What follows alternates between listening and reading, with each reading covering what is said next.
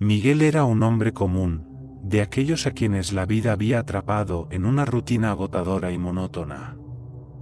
Era de mediana edad, con los hombros encorvados por el peso de las responsabilidades y el rostro marcado por la desesperanza.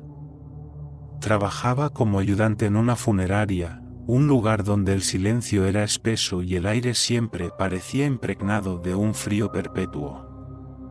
A diario lidiaba con la muerte en sus formas más crudas, preparando cuerpos para sus despedidas finales y sosteniendo manos frías e inmóviles.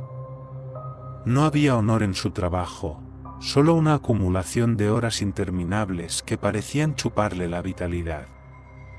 Pero, a pesar de todo, Miguel tenía una razón para seguir: su madre. Desde que ella había enfermado, los gastos médicos se habían vuelto insoportables, drenando sus escasos ahorros. Las cuentas se amontonaban y los medicamentos cada vez eran más caros. En su desesperación, Miguel comenzó a considerar opciones que antes hubieran sido impensables. Una idea creció en su mente como una sombra, oscura e insistente: ¿por qué no aprovechar lo que tenía a mano en la funeraria? Cada día, cuerpos llegaban cargados de pertenencias valiosas, anillos, collares, relojes y amuletos que, al ser enterrados, quedarían olvidados para siempre. La tentación lo carcomía, como una espina clavada en su conciencia. Durante días luchó contra ella, asegurándose a sí mismo que jamás caería tan bajo. Sin embargo, la necesidad y la desesperación fueron erosionando sus principios.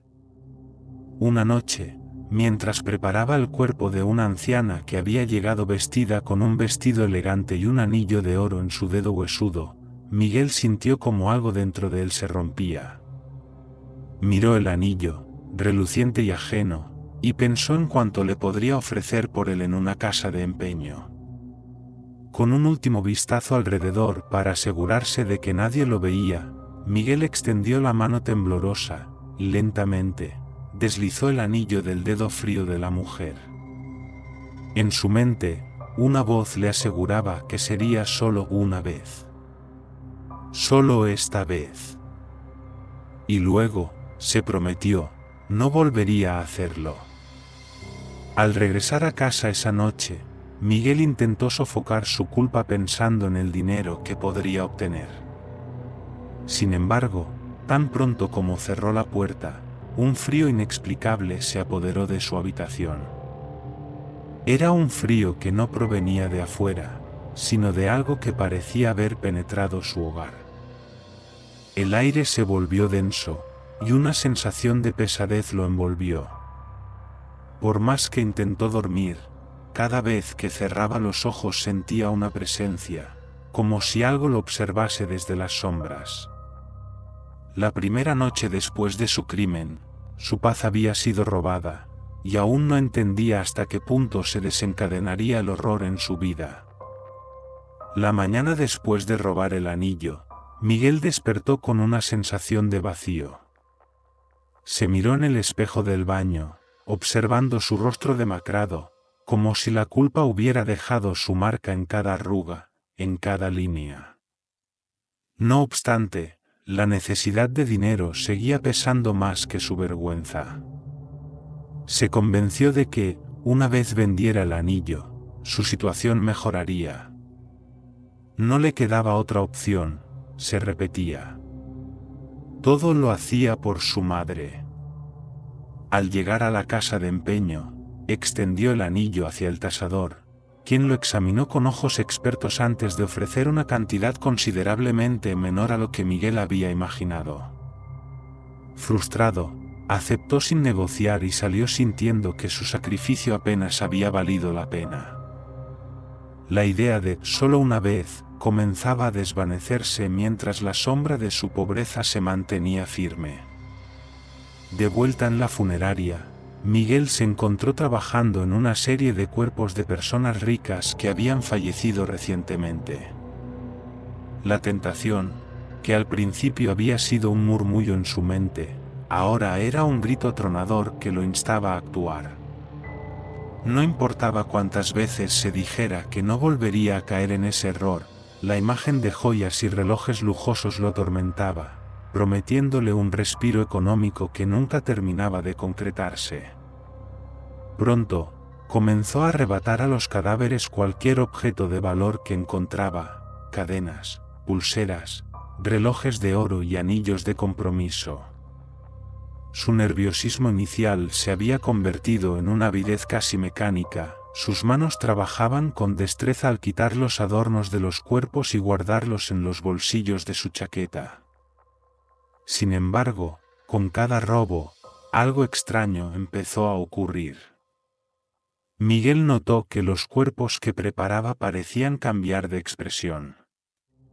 Ojos que estaban cerrados aparecían apenas entreabiertos, como si los rostros ahora lo observaran en un reproche silencioso. Al tocar las manos de los muertos, el frío parecía penetrarle hasta los huesos, y en ocasiones su piel se erizaba como si sintiera una corriente helada atravesar su cuerpo. No era solo en el trabajo donde experimentaba estas perturbaciones. En su casa, los espejos empezaron a reflejar algo más allá de su propia figura. Al mirarse, veía sombras extrañas tras de sí, manchas oscuras que parecían moverse en los bordes de su visión, evaporándose tan pronto giraba la cabeza. Pero el horror alcanzó un nuevo nivel una noche cuando, al despojar a un difunto de un reloj antiguo, sintió un leve escalofrío en el brazo. Al guardar el reloj en su bolsillo, este se detuvo en ese preciso instante. El tic-tac cesó, y cuando miró la esfera, las agujas parecían apuntarlo, como si el tiempo mismo hubiera dejado de correr, condenándolo. Intentando calmar sus pensamientos, Miguel regresó a su hogar, pero apenas pudo cerrar los ojos esa noche. Despertó varias veces sobresaltado, sintiendo como si alguien estuviera de pie junto a su cama, observándolo en silencio. Esa presencia inexplicable se hacía cada vez más tangible, una carga invisible que le oprimía el pecho, robándole el sueño. Con cada nuevo objeto robado, la sensación se volvía más opresiva, como si una energía hostil lo rodeara en la oscuridad de su cuarto. Los síntomas de su terror se hicieron físicos. Empezó a notar pequeñas heridas en sus muñecas y cuello, líneas rojizas que se asemejaban a marcas de dedos o cadenas, como si los objetos que había tomado le devolvieran el sufrimiento que había infligido a sus dueños. Un collar de perlas que había sacado del cuello de una joven fallecida, por ejemplo, le dejó marcas en la piel tras usarlo durante apenas unos minutos, como si le quemara. Miguel empezó a dudar de su cordura. La culpa, la ansiedad y el cansancio lo estaban consumiendo, pero por alguna razón desconocida, continuaba robando. Algo más fuerte que él mismo lo impulsaba a seguir, como si ya no fuera dueño de su propia voluntad. La oscuridad parecía apoderarse de su alma, nublando su juicio y llenándolo de una codicia que no entendía.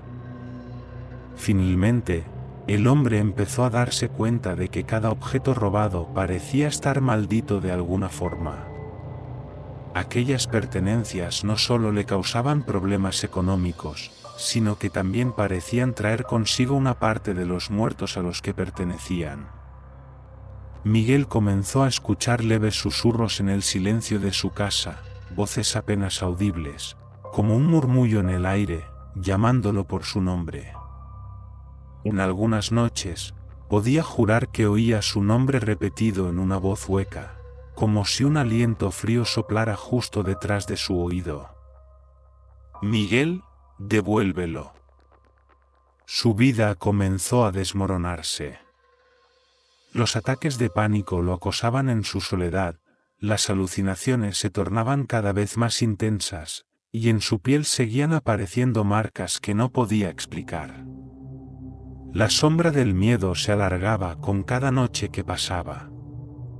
A veces, mientras caminaba por su casa, sentía una presencia que lo seguía.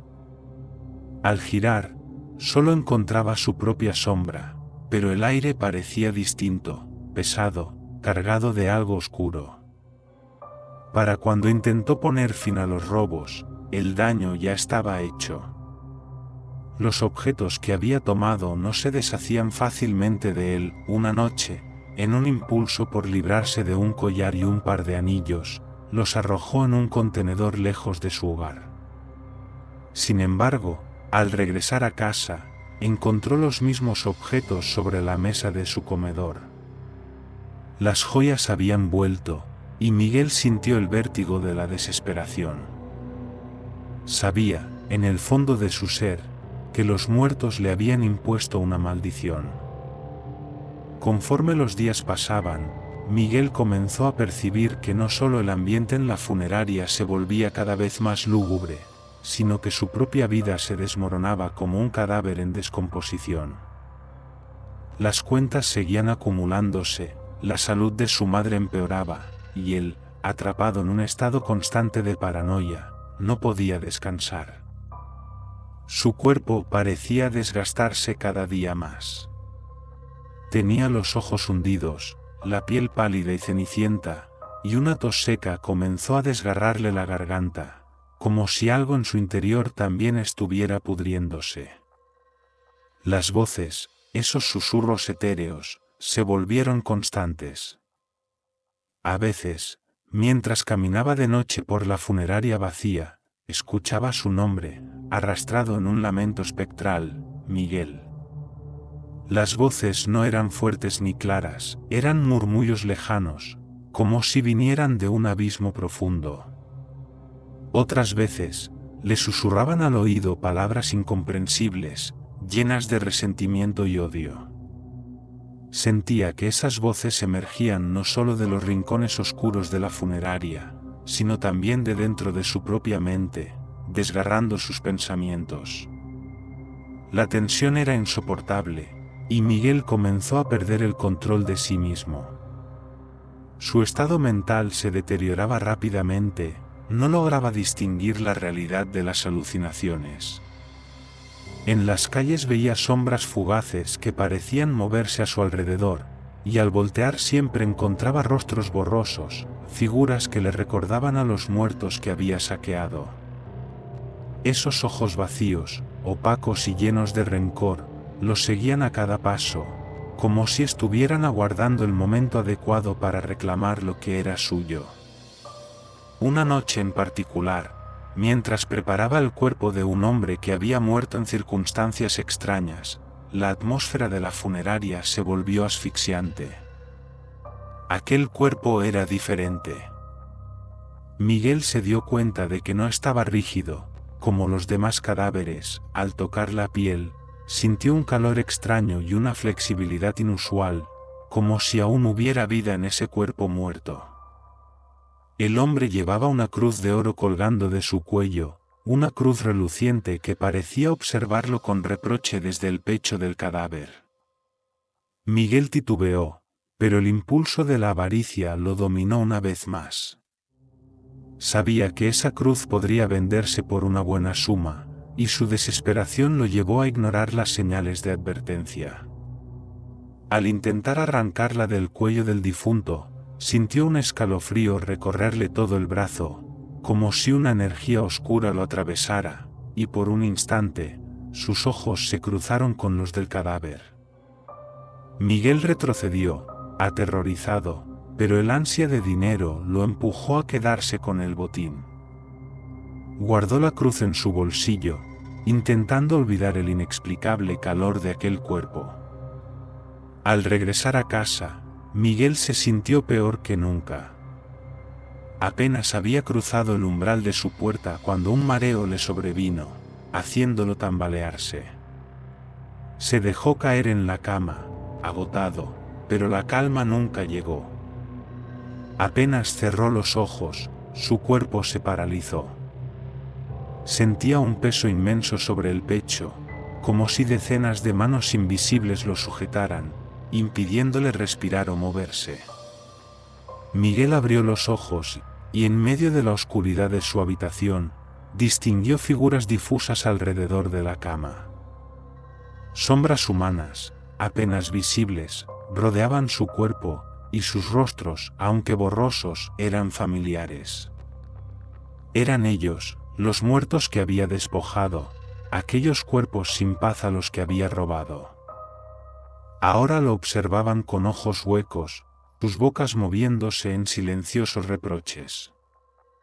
Miguel intentó gritar, pero la voz no le respondía. Estaba atrapado en su propio cuerpo, como si una fuerza espectral lo dominara. En sus oídos, los susurros crecieron hasta convertirse en gritos desesperados, cada voz acusándolo, reclamándole, maldiciéndolo. «Devuélvenos lo nuestro», decían. «Nunca encontrarás paz, Miguel, jamás». El terror lo dejó postrado. No podía cerrar los ojos, ni ignorar las miradas que lo atravesaban desde la penumbra. El ataque duró lo que a él le parecieron horas. Cuando finalmente la parálisis se levantó y el frío espectral se desvaneció, Miguel se incorporó, empapado en sudor, con el cuerpo temblando y la respiración entrecortada. Las joyas robadas ya no estaban en sus bolsillos, todas habían desaparecido, como si los propios muertos se negaran a aceptarlas de vuelta. Al día siguiente, Miguel, desesperado, trató de convencer a su mente de que solo había sido una pesadilla. Sin embargo, el peso de la experiencia lo seguía como una sombra, haciendo que cada paso que daba fuera una carga insoportable. Apenas podía concentrarse en su trabajo, y cada cuerpo que llegaba a la funeraria le recordaba los horrores que había desatado. Pero era incapaz de detenerse, atrapado en un ciclo de compulsión y remordimiento que lo consumía lentamente. Su salud, ya deteriorada, empeoró notablemente. Las noches eran un infierno, plagadas de alucinaciones, de sombras que se materializaban en los rincones de su cuarto y de voces que murmuraban en su oído. Durante el día, cuando estaba solo en la funeraria, sentía como algo oscuro y pesado lo vigilaba desde las paredes y los ataúdes, como si el mundo de los muertos hubiera comenzado a invadir el suyo. En un intento por librarse de la maldición, Miguel decidió llevar consigo la cruz robada al trabajo, convencido de que devolviéndola a la funeraria los espíritus lo dejarían en paz. Sin embargo, al llegar, se dio cuenta de que la cruz, aquella joya que le había costado una noche de terror, también había desaparecido de su bolsillo. No estaba en su casa, ni en la funeraria, y esa pérdida inexplicable lo aterrorizó aún más. Comprendió entonces que los muertos le estaban arrebatando todo lo que poseía, hasta su propia voluntad, llevándolo lentamente hacia un abismo del que no había retorno. En su estado de debilidad y paranoia, cada rincón de la funeraria parecía estar plagado de las presencias de aquellos que había traicionado. No había refugio, no había escapatoria. Los susurros ya no solo lo llamaban por su nombre, sino que le hablaban en tonos profundos y amenazantes. Cada voz, cada lamento, le advertía que su tiempo estaba terminando y que pronto, muy pronto, pagaría por sus crímenes. Los cuerpos en los ataúdes parecían ahora tan vivos como las sombras que lo perseguían, y en sus pesadillas, veía cómo los muertos se levantaban de sus tumbas para buscarlo, extendiendo sus manos putrefactas hacia él. Comprendió que su avaricia lo había condenado a un castigo mucho peor que la muerte. Miguel ya no distinguía la noche del día. Su vida había descendido a un abismo de locura, en el que el horror lo perseguía a cada instante. Apenas dormía, y cuando lograba cerrar los ojos, las visiones y los susurros lo atormentaban sin cesar. En sus pesadillas, aparecían los rostros de los muertos a los que había robado, con las cuencas vacías y las pieles pálidas, sus miradas fijas en él, llenas de un odio indescriptible. Aquellos cuerpos, despojados de paz y dignidad, se transformaban en sus perseguidores, atrapándolo en un mundo de sombras del que parecía imposible escapar. Cada intento de deshacerse de los objetos robados resultaba en un fracaso. Incluso después de quemarlos o enterrarlos lejos de su casa, siempre reaparecían en su cuarto, colocados cuidadosamente en el mismo lugar de donde los había sacado. Los objetos parecían tener voluntad propia, un vínculo inquebrantable que le recordaba que ya no había retorno. Pero el tormento final comenzó cuando Miguel empezó a ver a los muertos en su vida cotidiana. Lo que en un inicio había sido un juego de sombras o destellos en su visión periférica, se volvió una realidad palpable. Los muertos lo seguían, no como meras apariciones, sino como presencias físicas. Empezó a encontrarse con ellos en las calles y en los pasillos de su hogar. No eran visiones pasajeras, sino figuras sólidas, como si los mismos cadáveres hubieran regresado de sus tumbas para hacerle pagar. Algunos aparecían con las heridas de su muerte aún frescas. Una anciana a la que había robado una pulsera, tenía un rostro surcado de arrugas y una expresión de profunda tristeza. Su piel marchita colgaba como trapos sobre sus huesos. Otro, un hombre joven que había fallecido en un accidente automovilístico, tenía el rostro destrozado, sus ojos apenas visibles detrás de un velo de sangre seca. Cada uno de los muertos tenía en su rostro la mirada fija, esos ojos huecos que parecían acusarlo con solo existir. Sin poder soportar más, Miguel intentó deshacerse de lo poco que le quedaba de los robos. Arrojó los relojes y las cadenas al río, quemó en la chimenea los pocos objetos que lograba identificar como robados. Pero por mucho que tratara de desprenderse de ellos, al despertar siempre los encontraba a su lado, como si cada objeto tuviera una vida propia, atado a él de manera sobrenatural. Una noche, Miguel, al borde de la desesperación y con el miedo oprimiéndole el pecho, decidió regresar a la funeraria. Estaba decidido a enfrentar lo que fuera que lo atormentaba y a buscar, aunque fuera, un atisbo de redención. Al llegar, el lugar parecía sumido en una penumbra aún más profunda que de costumbre. El silencio era opresivo, casi sólido, y una niebla densa cubría el suelo, envolviendo cada rincón en una capa de misterio. Caminó con pasos temblorosos por el pasillo, hasta llegar a la sala mortuoria, donde los ataúdes se alineaban en espera de sus ocupantes. Sin saber muy bien lo que hacía, Miguel se arrodilló en el centro de la sala, suplicando en un murmullo desgarrador. Perdónenme, por favor, devuelvo todo, solo dejen de perseguirme.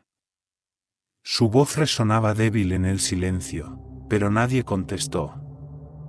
La habitación se sentía vacía, pero al mismo tiempo, había algo en el aire que le erizaba la piel, una presencia invisible que lo observaba desde las sombras. Entonces, los ataúdes comenzaron a moverse. Al principio, era un ligero temblor, pero pronto se convirtieron en un movimiento constante, como si algo dentro de ellos luchara por salir. Miguel se quedó congelado en el suelo, incapaz de moverse, mientras los cadáveres de aquellos a quienes había robado empezaban a emerger de sus tumbas. Sus cuerpos rígidos y deformados avanzaban lentamente, rodeándolo, formando un círculo a su alrededor.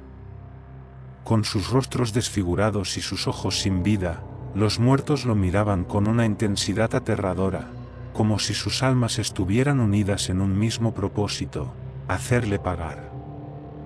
Miguel quiso gritar, pero su voz no salió. Intentó retroceder, pero sus piernas parecían clavadas al suelo. Los muertos extendieron sus brazos hacia él, sus dedos esqueléticos tocando su piel, y en ese contacto, Miguel sintió el frío absoluto de la muerte. Era una sensación indescriptible, como si su propia vida fuera drenada poco a poco, atrapada en una parálisis que le impedía siquiera respirar. En ese momento, Miguel comprendió que no habría perdón, que el juicio de los muertos ya había sido dictado. Aquellas almas no lo dejarían ir, y su castigo no sería sencillo. Con un último esfuerzo, Miguel trató de levantarse, pero los brazos incorpóreos de los muertos lo sujetaron, arrastrándolo hacia el suelo. El frío lo consumía, y sus fuerzas lo abandonaban por completo. Entonces, en un destello final de conciencia, comprendió cuál sería su destino. Los espíritus de los muertos, aquellos a quienes había despojado de sus pertenencias en un acto de codicia desesperada, lo habían condenado a una existencia eterna entre ellos. Su castigo sería permanecer en la funeraria, como un guardián maldito, destinado a velar por los cuerpos de aquellos a quienes alguna vez profanó. Los días pasaron, y quienes trabajaban en la funeraria empezaron a notar la ausencia de Miguel. La policía investigó, pero su desaparición se volvió un misterio sin resolver. Nadie podía imaginar lo que en realidad le había ocurrido. Pero en las noches de luna llena, cuando el viento susurra entre las paredes de la funeraria, algunos aseguran que ven una figura en los pasillos, un hombre pálido, con los ojos vacíos y el rostro deformado por el terror. Es Miguel, atrapado en un tormento eterno, vagando entre los ataúdes, sirviendo como guardián de aquellos a quienes despojó.